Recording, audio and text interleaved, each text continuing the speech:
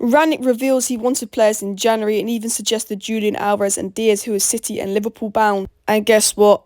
They said no to signing anyone. Football Club is an absolute disgrace, and we get absolutely everything we deserve. And when I say the club is a disgrace, I'm talking about the people right at the top of this club that have created the problems lower down and just made this club a complete mess. Ralf Rangnick, in his interview yesterday, pretty much came out and said he went to the board and he thought that in January we should really sign a striker. Cavani being injured, Martial going, he suggested signing a striker. They said no. When Greenwood had gone with 48 hours left, he suggested signing a striker to Man United. The answer was no. We also know that Ralf Rangnick suggested signing a CDM in January. We know that Ralf Rangnick has gone to Manchester United board and said you really need a midfielder. You need at least 2 midfielders. The energy in that midfield is not up to the standard. Apparently Ralf Rangnick, allegedly, according to reports, is absolutely in shock at the state of the Manchester United midfield. He's been going to Mert, he's been going to Arnold, been going, you've left this midfield like this for so long.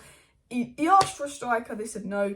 He asked for a midfielder, they said no. He then asked for a striker again because we had no strikers other than Ronaldo at the club, and we come out of January week. They said no, they didn't buy a striker, so they thought to resolve the problem, and because they didn't want to spend any money and buy a striker, the board thought they'd bring back Jesse Lingard, who's barely played. When he's played, he's been crap and he's just been leaking stuff because he doesn't want to be here. Man United caused their own bloody problems, keeping players at the club that don't want to be here, causing problems. Woodward and Judge gave Bailly and Phil Jones a new contract. Why? To increase their resale value, not because they wanted them. Bailly has been causing problems, keeping players that don't want to be here, forcing them to stay to try and increase their commercial value. That has caused some dressing room problems, that has caused some dressing room divide, because when you have players at the club that don't want to be here, they're going to cause issues. When your Ralf Rangnick comes to you and says, we need a striker, and you say no, no wonder we're not going to be in the Champions League this season. The fact that you neglected the CDM, no wonder we're not going to be in the Champions League next season. The Glazers, you created the player power problem, you created the problem, and you were the reason we're stupid. 400 million, nearly 400 million has been spent in the last 4 years. And in the last 4 years, out of the 400 million spent, we did not sign a single CDM. We brought one midfielder and Donny, so that was basically none. And we did not sign a single CDM in the last 4 years with 400 million spent. When really, when you think about it, the last 2.5 windows we've needed a CDM. Since Herrera left, we massively needed a CDM. We can all say that. We also lost Fellaini, if that's a loss. But, you know, we lost core midfielders. Didn't sign a CDM, didn't think it was necessary. The board thought, Scott McTominay will do the job, let's not sign a CDM. The board, because basically Ollie was telling the board that Scott McTominay was, you know, the reincarnation of Roy Keane, most likely, because Ollie loves Scott McTominay. And I'm not trying to criticise Scott McTominay. He's a brilliant character, brilliant personality. I don't mind him as a bench player, but he's not good enough to be starting CDM for United. He's not even a CDM. But you have Ollie on a Solskjaer probably telling the board that Scott McTominay is the reincarnation of Roy Keane, because Ollie didn't want to buy a CDM in his tenure, and when he did get a midfielder, Donny, he still wouldn't drop Scotty for him, despite constant bad performances. So the board thought, yeah, well, listen to Ollie. Obviously, he doesn't need a CDM. Obviously, United don't need a CDM. Look at our midfield. We know we can go in at Maguire all we want, and defence has been crap. But it doesn't matter who plays in defence. It doesn't matter if Maguire plays or doesn't play. The one thing that's been constant this season is the midfield being crap and open. Every team just runs through a midfield. Whenever I watch other teams, even when I watch teams like Norwich, like the opponents don't just run through Norwich like that all the time. They literally... I don't think there's a team in the Premier League that has a midfield more open and more easy for teams to run through. The defence gets no protection. You know, in fairness to Maguire, got no protection. Varane got no protection. Lindelof got no protection. Yes, the defensive performance have been crap, but when the midfield offers no protection, and also when the midfield offers nothing going forward, it's basically like we don't have a midfield. We just have 2 players running around in there. They can't pass the ball forward and connect to the attack. McTominay can't break the lines. He hides behind players. You know, McTominay only had 3 or 4 more touches than Matic the whole game and played twice the amount of minutes. He can't get involved. He's hiding. It's not good enough. And the board just thought, yeah, well, we're going to ignore Rangnick. We're going to ignore the fans and everyone with football brain saying, wow, they need a CDM and not sign a CDM. And they wonder. You don't just need a CDM in the summer. You need 2 midfielders. Get Kamara, get Chouamini, because that midfield is absolutely dreadful. Now, look, the coaching is poor at United. The defensive coaching, the midfield coaching is poor. But we do not have a midfield. We have the worst midfield in the Premier League, and I can say that. Moises Caicedo, £6 million a year and a half ago, Man United said no. He's better than what we have right now, and we could have signed for £6 million a year and a half ago. He absolutely dominated us. Kamara available in January, 10 million, they said no. Hedera available in January, 30 million, they said no. So many CDMs available in the summer, Neves available in the summer, they said no. They didn't even look. They barely even looked. They just thought, oh, maybe we'll look at Camavinga, maybe, or they didn't even care. They didn't even look, because they don't care about this football club. They're absolute disgrace. They're the reason this club is a shambles. Those owners, those board, this commercial club, giving players new contracts to increase their value, not spending when we need it. And when we do spend, because we have spent the most money since Ole Gunnar Solskjaer joined Manchester United, we spend it shite. The recruitment, you know what? Ralf Rangnick spoke to the recruitment scouts and said they wouldn't be able to find a striker in 48 hours. Sorry, that's why I couldn't get a striker.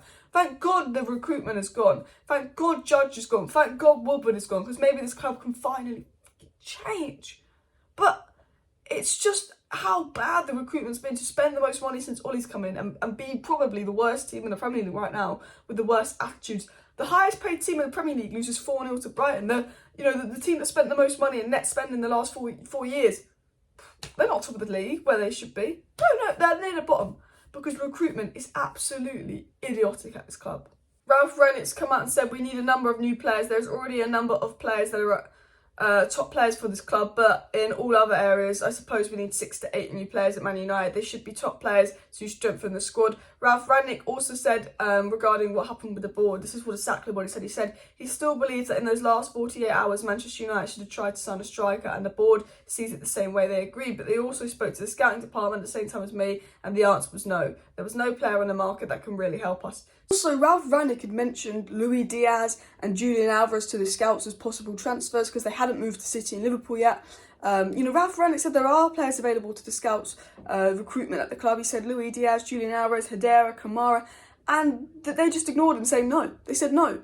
Their first excuse was there's no one available. Then he said, well, what about this player? What about this player? What about this player? They said no. They said no. So all the players that Ralf Rangnick suggested we sign have gone to City and Liverpool. And they're probably going to be brilliant players. Look at Diaz. Alvarez is probably going to be a brilliant player on top of Haaland. And we could have signed him for 17 million, 40 odd million, decent money. And our board just said no, because they don't care. Rangnick's basically just come out and said how it is. He wanted players in January. They said no, F off. And you can say, oh, but look, Rangnick's interim manager, to be fair, and they don't want to spend in January. That's fine. I mean, I'm not saying spend loads, but, not a Gala, but, when we brought Gala in, get a player on loan.